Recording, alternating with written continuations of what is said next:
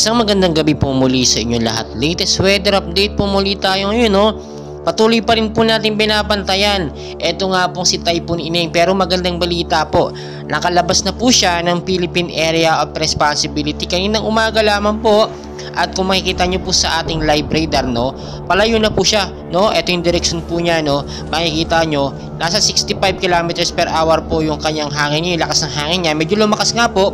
From 35 ay biglang pumalo sa 65 kilometers per hour. Pero ang maganda po nito, nasa labas na po siya ng PAR. Hindi na po siya makakapaminsala sa alinmang bahagi po ng Pilipinas, no? Yung bugso po niya nasa 85 kilometers per hour pa rin po, pa northwestward lang kilos sa may bilis na 20 kilometers per hour.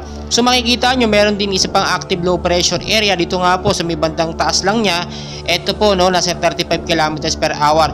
Pero sa ngayon po, wala itong mga direktang epekto sa ating bansang Pilipinas. Lahat yan nasa labas ng PAR. Makikita nyo rin itong isang kulay violet na ito na active low pressure area, nasa labas din po ng PAR yan. Kaya naman, tinitignan natin yung direksyon nitong si Typhoon Ineng. Kung ito nga ba didiretso na, no? Or hindi na siya babalik. Kasi may mga posibilidad yung ganitong bagyo. Akala natin pa diretso na, pero nagbabago yung direksyon. May mga ganong senaryo po na nangyayari. So, nasa 65 kilometers per hour siya. Bahagya siyang lumakas, pero ang kagandahan nasa labas na ng PAR. Kaya ngayon po, kahit wala pong banta ng panahon o sama ng panahon sa loob ng Pilipinas, sa PAR natin, ay maging ready pa rin tayo sa mga posibilidad na mangyari. Kasi anumang oras or araw-araw tinitignan natin yung ating radar kung may lumalabas ba, kung may bigla bang sumusulpot na active low pressure area na posibleng maging isang ganap na bagyo. Sa ngayong Septyembre po kasi, nakadalawang bagyo na dumating sa atin, no?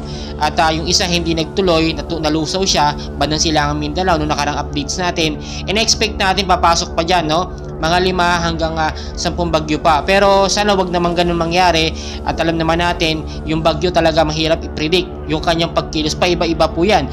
So yung mga lugar po na nakakaranas ng pag-uulan, especially sa Metro Manila, Luzon, Visayas, Mindanao, dala po yan ng tinatawag po natin na southwest monsoon or hanging habagat. Yan po nagpapaulan sa ilang bahagi ng bansa. Sa ngayon, maging ready po rin po tayo sa mga posibilidad na mangyari. Dahil never and ever po natin mapipredict ang galaw po ng panahon, babago-bago po yan, no? Kaya naman naririto ako para i-update kayo day by day, time to time sa kaganapan po o sa ating weather update. And please, pakishare po sa ating mga loved ones, sa ating family, para aware sila sa lagay ng panahon at hindi po sila mag-alala dahil wala naman po sama ng panahon ngayon. Patuloy ko po kayong i-update and please huwag niyo po kalimutan mag-like and subscribe for more weather updates. Maraming salamat po.